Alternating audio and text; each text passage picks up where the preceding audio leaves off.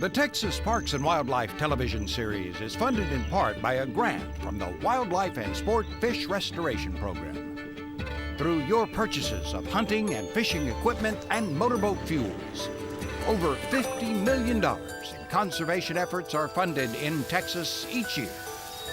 Additional funding provided by Ram Trucks. Guts, glory, Ram.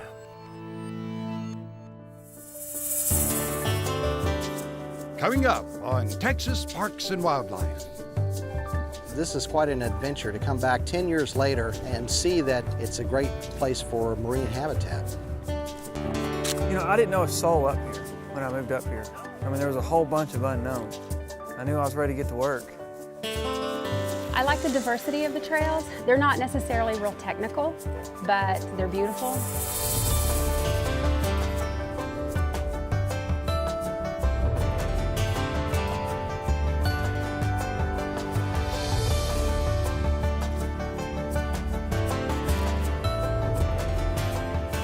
Texas Parks and Wildlife, a television series for all outdoors.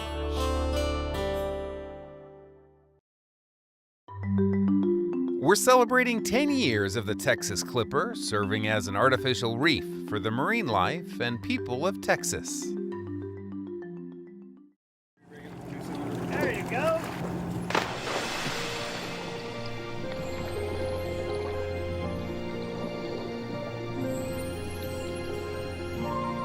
These divers are visiting the most complex artificial reef Texas Parks and Wildlife Department has ever created.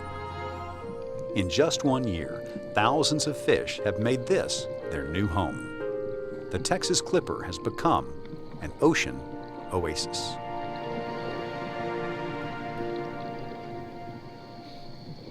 Okay guys, today's dive, as you know, is to the Texas Clipper. There are 3 must-see parts of this dive. The first is Tim O'Leary owns and operates the American Diving Center on South Padre Island. He takes sport divers out to explore the Texas Clipper, which now teems with marine life.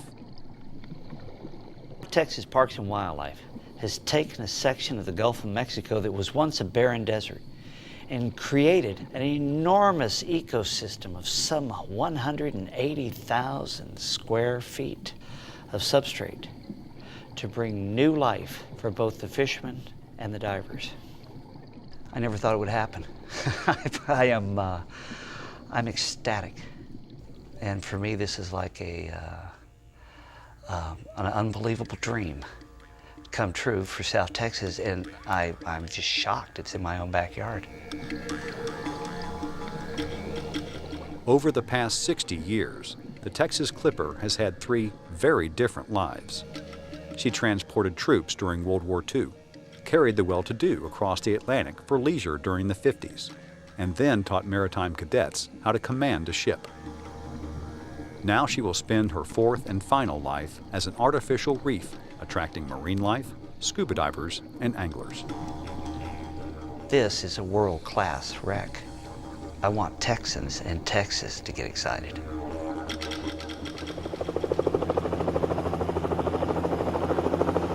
When Texas Parks and Wildlife acquired the Clipper, they spent a year cleaning it of all hazardous materials and creating openings for water flow and wildlife. She was then towed to the location of her final home, 17 miles from South Padre Island. When the ship started to sink, not everything happened according to plan. We spent 10 years planning this, and everything rides on the sinking. And we're going to do controlled flooding to eliminate the use of explosives to protect marine life. But by using controlled flooding, at any point in time, something could go wrong and the ship could roll over on its side or roll upside down, which would be the last thing that we want to happen. The ship started to take on water on its port side, the left side, and we assumed that the water would go across the ship to the other side, the starboard side, and equalize itself out. That wasn't the case. You know, it should be in an upright position, should be going down evenly.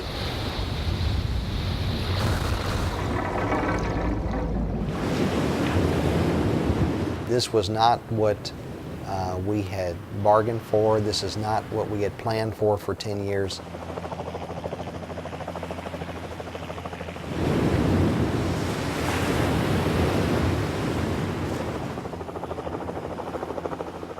As soon as the ship went down, it was obvious that it was laying on its port side. The sink plan called for controlled flooding, which would allow water to come in on both sides of the ship evenly, and as the ship took on water, the water never transferred to the starboard side, and it kept listing to port. So that as the vessel went down, it basically went down bow first. The bow hit the bottom, and then it laid on its port side on the bottom. Hurricane Ike expected to make landfall late tonight or early tomorrow along the Texas coastline, including the possibility of... If sinking on its side wasn't enough, just 10 months later, Hurricane Ike flanked the Texas Clipper.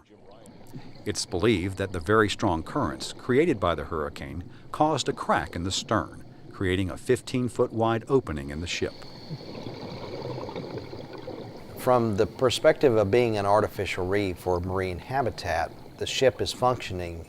It would be much better if it was in an upright position, where most of the marine life could be up in the higher water column, where there's more light.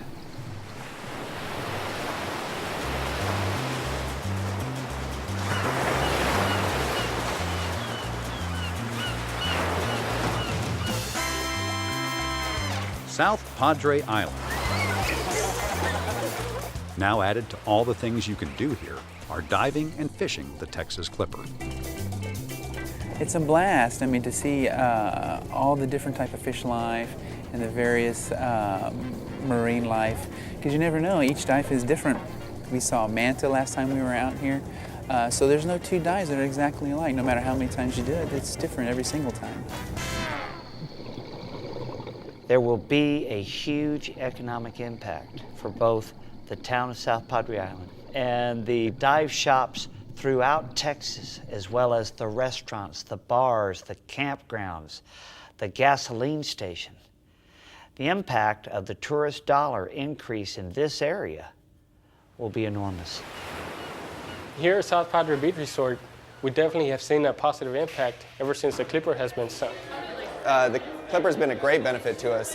You know, it's bringing in divers in November and December when we've never seen them before. Come here, fishy. And the fishing at the Clipper. They couldn't be better. The fish come in, and they just keep coming in and keep coming in, and they breed there, and this Clipper is going to be fantastic for this area. It really is. Artificial reefs are real good, huh? See this fish? Oh yeah, they're great. Woo! Fish in Texas, baby! The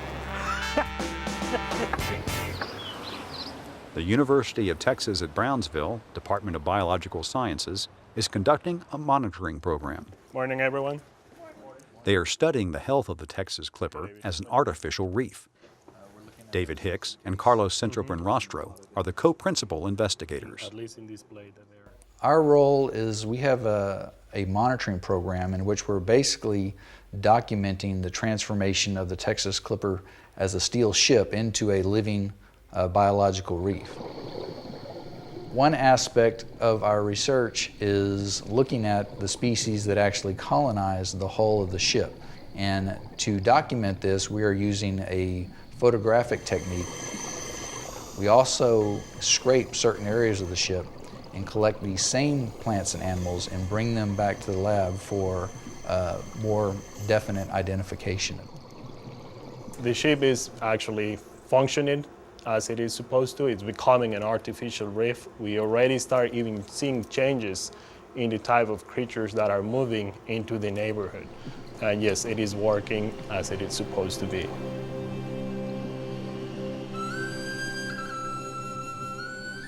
The Texas Clipper now rests at her new home off the South Texas coast.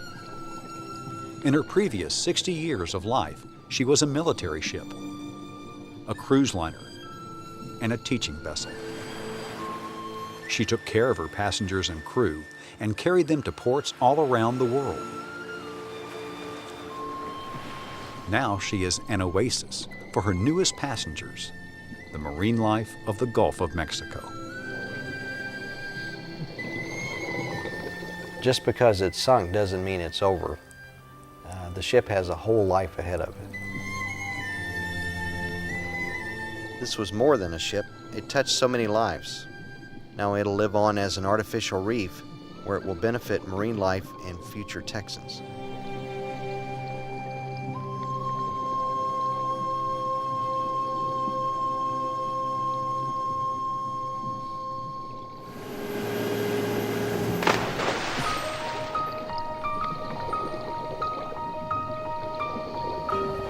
We're here to look at the Clipper to see how it's progressed in its 10-year history.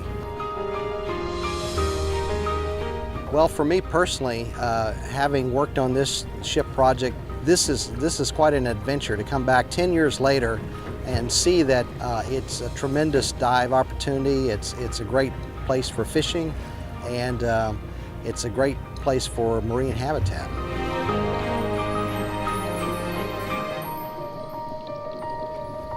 It's a recreational dive for those who don't want to go too far down. You can do a pretty decent dive around 60 to 80 feet. And for those who want to venture deeper, even tech divers can go inside of the wreck. So I think it's a great dive destination.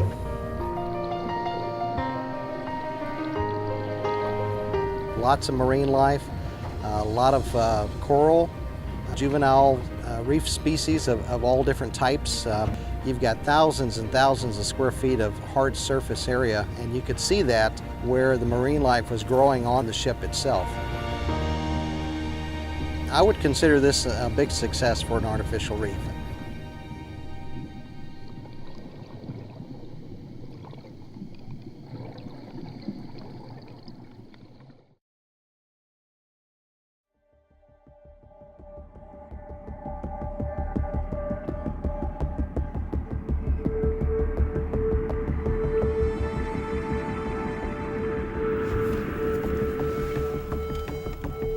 I've heard lots of wardens say it takes anywhere from 5 to 7 years to really be effective in your county. So this is my 3rd hunting season here. See these guys, they're all really starting to get up, so I'm sure they called the hunt. I mean, it's 10:40, so we'll go check them.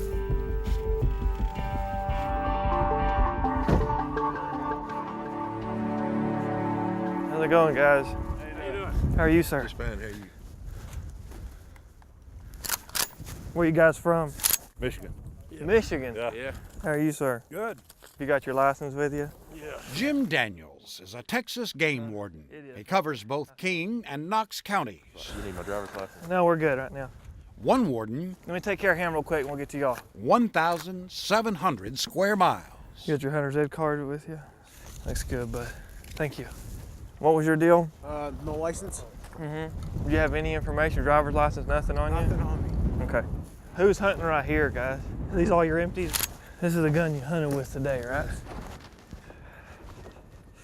Right now, I'm telling you, it looks like lead shot, okay?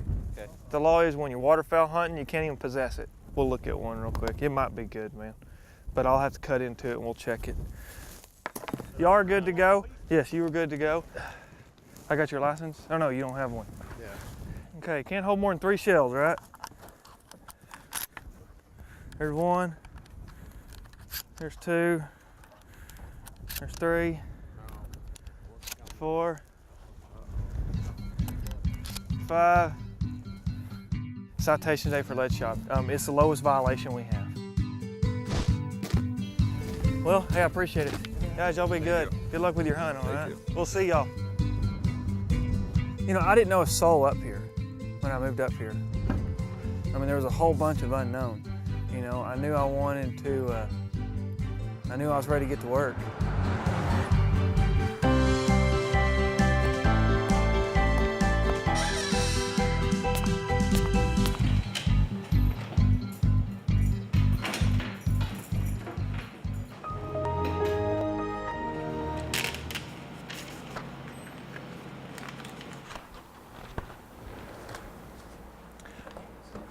Come look at this picture. I'm parked on the county road. Those are geese getting up from that lake. That's probably 2 miles wide, solid geese. I'm telling you, I mean, I don't expect you to believe me. What I'm telling you about the lake is one of those things you're really going to have to see it to believe it. Can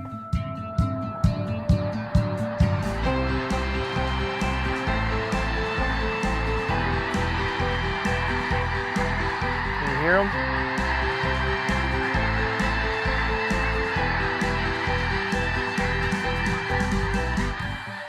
I mean, how much space does one bird occupy in that water? And you think there's times when you can't see water on this lake.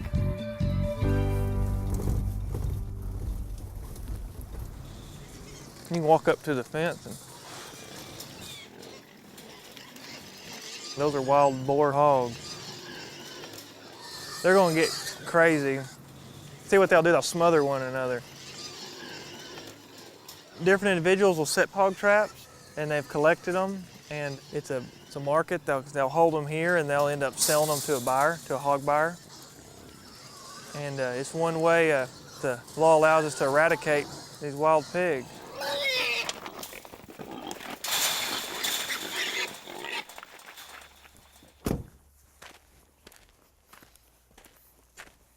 But not everyone obeys the law.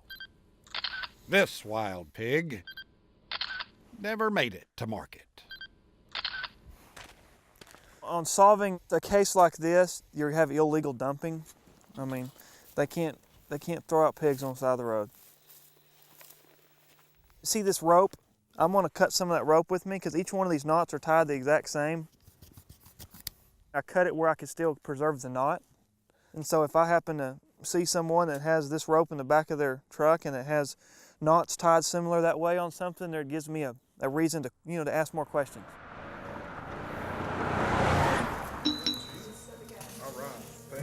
Thank you very much.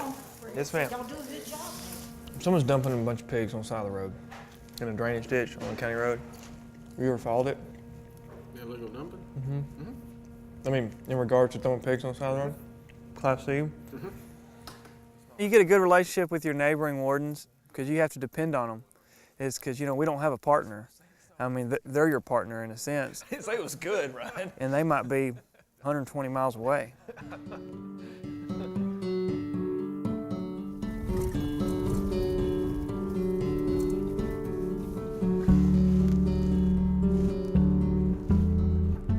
Jim covers a lot of territory, but the area is sparsely populated. King and Knox counties combined have fewer than 4,000 people. Jim does not have many neighbors. Badge. Stay. Jim grew up in Lampasas, Texas, hunting, fishing, playing football, and spending a lot of time outdoors. But during his senior year in high school, tragedy entered Jim's young life. Well, I mean, it was just a cut and dry boat ride home is all it was. I mean, it was a boat ride is familiar as driving down your driveway. As many times as you've driven down your own driveway, that's how familiar that boat ride was back to the boat ramp. Finally, I tried to wave with my left arm at him, and that's when I realized I was in here because I couldn't. This is Jim when he was 17 at a news conference after the boating accident on Lake Buchanan that took the life of his friend, Justin Roberts. The other boat basically launched up and over this one here. Jim Daniels was sitting behind the wheel, and Justin Roberts was sitting in the back seat up on top. Justin was killed on impact. Jim was thrown in the lake, unconscious for 8 hours, surviving only because he was wearing his life jacket. I mean, it wasn't until about 3 or 4 months later till I went out to visit Justin's grave, and it's when it really hit me. I mean, that's it. I mean, 18 years old. The driver of the other boat fled the scene, and the case went cold. Someone knows who did it. The person who did it knows they did it. And the person who did it is having to live with it, if they're still alive. Then, one evening, 8 years years after the crash. A boat buried with a deadly secret for 8 years is now out of the ground. That boat is linked to a fatal boat collision. They found it on Travis Marburger's property off County Road 272 in Bertram. He was arrested Tuesday and charged with manslaughter in the case. Under these circumstances, you know, is sure, people make mistakes. 1, 2, 3. And it's not always a mistake, you know, that defines the type of person they are. It's what they choose to do after the mistake that really defines who you are. Ready. Go. We're ready.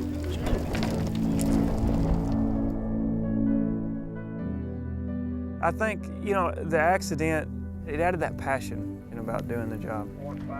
Check these guys. It's okay. It's nice to have met you. Take care. Holler if I can help you in any way. There's a reason why we put on our life jackets. I wouldn't be here right now if I wouldn't have had that thing on. Are you gonna go to college? Texas. Texas? I think some things happen because they happen. And I think a lot of things happen and there's a reason. And sometimes it might take a while for us to see what that reason or to understand what it might be, or we might not ever understand. No, I'm a Giggle Maggie. Oh, you're an ag? I'm sorry to hear that. It's all right. It's all right. It's all right.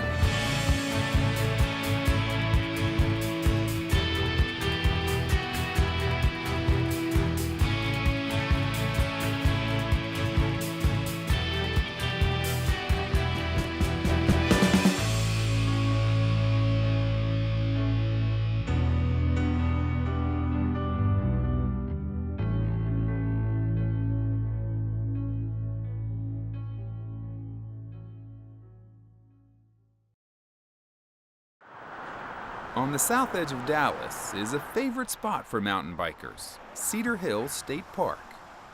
It is an escape right here in the middle of the Metroplex. So there's a 3-mile loop, an 8-mile loop, and a 12-mile loop. This is a trail for everybody. We want everybody to come out and be able to enjoy it at their level, take their time if they want to. It goes right by the lake. We're right here. Go ahead. But even for the most advanced rider, there's plenty of challenge. You've got some really thick wooded sections that you go along the lake, followed by some prairies, so a good variety. As you ride and as you run through the park, you're going to be engaged. You won't be bored. Yeah. I like the diversity of the trails. They're not necessarily real technical, but they're beautiful. No, I'm kidding. We have a lot of switchbacks, a lot of climbing, some long slopes that'll wear you out. But of course, then that means you've got a nice downhill coming. There's always a reward at the end of it. Yeah! One reason cyclists enjoy these trails so much is that they built and maintain them. DORBA does a really good job of organizing the trail work days. Knock that mesquite down. DORBA is the acronym for the Dallas Off-Road Bicycle Association. The trail itself has been 100% maintained by volunteer hours. Last year was a record year for us. We had over 10,000 hours contributed to trail maintenance in North Texas. And on this trail alone, we exceeded over 750 hours. That's in 1 year. Hit those mesquite stumps with your weed eater. Most of our work is in cutting back the vegetation. It's a labor of love. Especially as much as we're out here, we owe it. But you know, we're past that now. I mean, this is where we want to be. How are you doing? Good to see you again. This is a good way to stop work. Cold drink of water and breakfast. We take a lot of pride in the trail. We're out here anywhere from 2 to 5 times a week, running, riding the trails, or maintaining the trails. This place is like a gym in the Metroplex. I would highly recommend it. Oh my gosh, look at the sun. Wow.